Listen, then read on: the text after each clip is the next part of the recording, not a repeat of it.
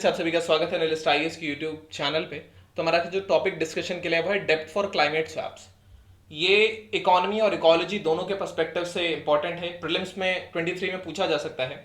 We'll see why news डेप्थ for climate swaps क्या होते हैं, बैकग्राउंड क्या है, इसके एडवांटेजेस क्या हैं, कहाँ से किस किस को फायदा करता है, देन ये कैसे स्मॉल आइलैंड कंट्रीज को भी हेल्प करेगा। After that we'll be discussing our today's prelims practice question. तो offering this debt relief in the lieu of the climate action, it can allow the rich countries to pay for their acts of historical injustice. This historical injustice is of climate change, क्योंकि maximum जो climate change जो इंडस्ट्रियां हैं वो develop countries में, और इसका जो खामियाजा है ये पुअर कंट्रीज ज्यादा भुगतती हैं या स्मॉल आइलैंड कंट्रीज वगैरह. And it will also help the poor ones manage mounting public borrowings and also climate change challenges. Past decade में जो डेप्थ फॉर क्लाइमेट स्वैप्स हैं, it have grown relatively popular among the low and middle income countries. अब what are these डेप्थ for climate swaps? आप ये image एक बार ध्यान में रखिएगा, पहले हम डेफिनेशन देख लेते हैं. सो डेप्थ फॉर क्लाइमेट स्वैप एक एग्रीमेंट होता है क्रेडिटर और डेप्टर के बीच में, by which the creditor forgoes a portion of the latter's foreign डेप्ट. इसका एक फॉरेन डेप्ट का एक पोर्शन वो उसको छोड़ देता है, जाने देता है, बट और उसको डेप्ट रिलीफ प्रोवाइड कराता है. बट इसकी कंडीशन होती है, कमिटमेंट देना पड़ता है. जो डेप्टर गवर्नमेंट है उसको इन्वेस्ट करना पड़ेगा स्पेसिफिक एनवायरमेंट प्रोजेक्ट में, जैसे डीकार्बनाइज करने में इकोनॉमी को, and to help climate resilient infrastructure, to protect the biodiversity, forest और लीफ.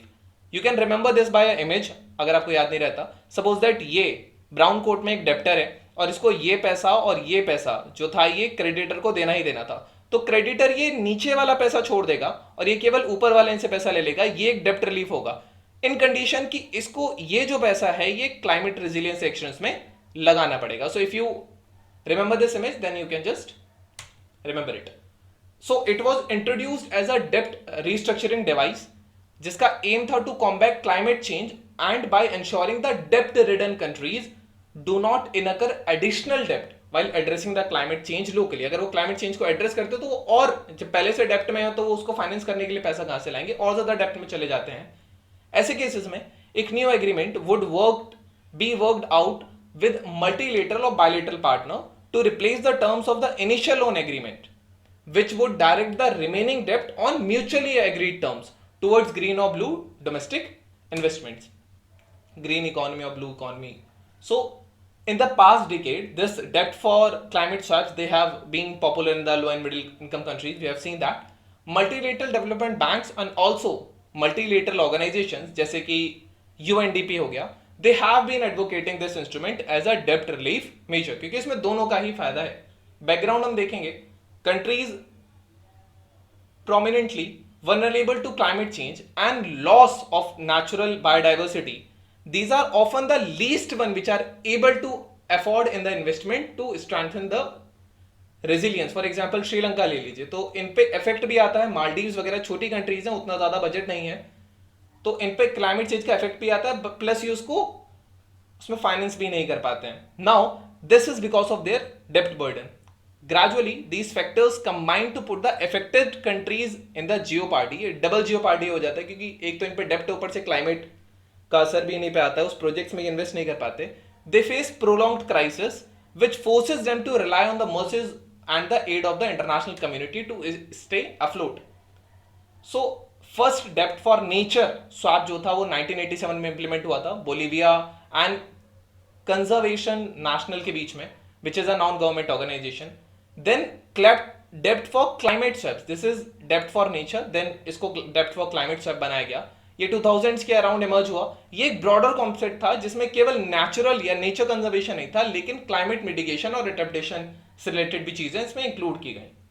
जो पहला डेप्ट फॉर क्लाइमेट स्वैप था वो 2006 में इंप्लीमेंट हुआ था जर्मनी और इंडोनेशिया में, जहां पे जो इंडोनेशिया है it committed to reduce the green house gas emissions from deforestation and forest degradation in return of the डेप्ट रिलीफ बाय जर्मनी. एडवांटेजेस इसके देने वाले क्रेडिटर के लिए इसके एडवांटेजेस क्या होंगे? सो ये डेवलपमेंटल कॉपरेशन उनको it will enhance it. Climate finance objectives को ये पूरा करने में उनको हेल्प करेगा. It will also improve their डेप्ट रिकवरी प्रोस्पेक्टस, डेप्ट जल्दी से प्रूव हो जाएंगे. It will also strengthen their diplomatic relations with the debtor countries. Debtor या जो लेने वाले है उसके लिए क्या फायदा होगा? So these will reduce their external डेप्ट stock and service. Also it will free up their fiscal resources for other development needs. ये उन रिसोर्सेज को अदर डेवलपमेंट नीड्स में लगा सकते हैं.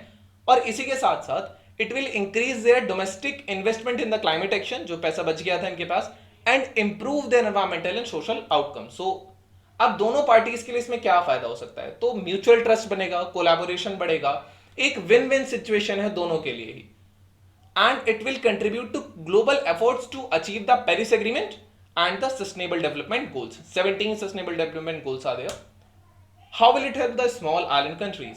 सो स्मॉल आइलैंड डेवलपिंग स्टेट्स जो होते हैं, these are eyeing this innovative financial instrument to address the two challenges which they face. First is to adapting to increased climate risk and second is recovering from the financial distress. ये दोनों से ये निकलने में इनकी help करेगा. Serving debt entails continuing payments which diminishes national budgets for development projects including adaptation to the climate change and disaster risk reduction, further increasing their vulnerability to the climate change. सो ये एक तरीके से एक trap में होना है, एक endless circle of misery होता है कि इन पे डेब्ट भी होता है, क्लाइमेट चेंज में इन्वेस्ट भी करेंगे तो उसमें भी ज्यादा पैसा चला जाएगा. So this is an endless cycle. सो इन डेब्ट for climate swaps, bilateral and multilateral डेब्ट relief could enable these small island countries to reduce their external डेब्ट एंड साथ ही साथ while investing in the liberated funds in the national climate adaptation and mitigation programs. इसका एक example है Celsius. Example Sri Lanka भी है. Celsius का हम देख लेते हैं. 2017 में एक स्मॉल अफ्रीकन कंट्री थी. It is an small African country. इसने announce the successful conclusion of negotiations of a डेब्ट for adaptation swap under a tripartite model. What was the case? The nature conservancy which is the TNC, एक US based environmental organisation है.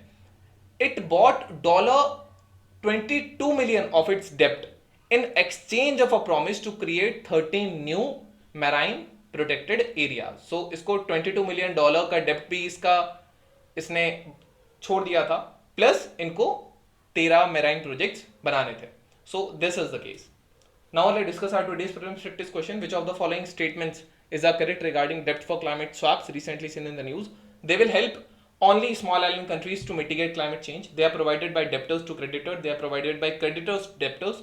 They are issued by UNFCCC. Second question says, consider the following statements. The first debt for nature swap was implemented in 1987. The first debt for climate swap was implemented in 2006 between Germany and Indonesia. Which of the above statements is correct? So you can type the answer in the comment section. They'll let you know if it's correct or not. I hope you understood it. This was all about today's video and session. Thank you. Have a nice day. And if you're new to the channel, subscribe so you can get our notifications on a daily.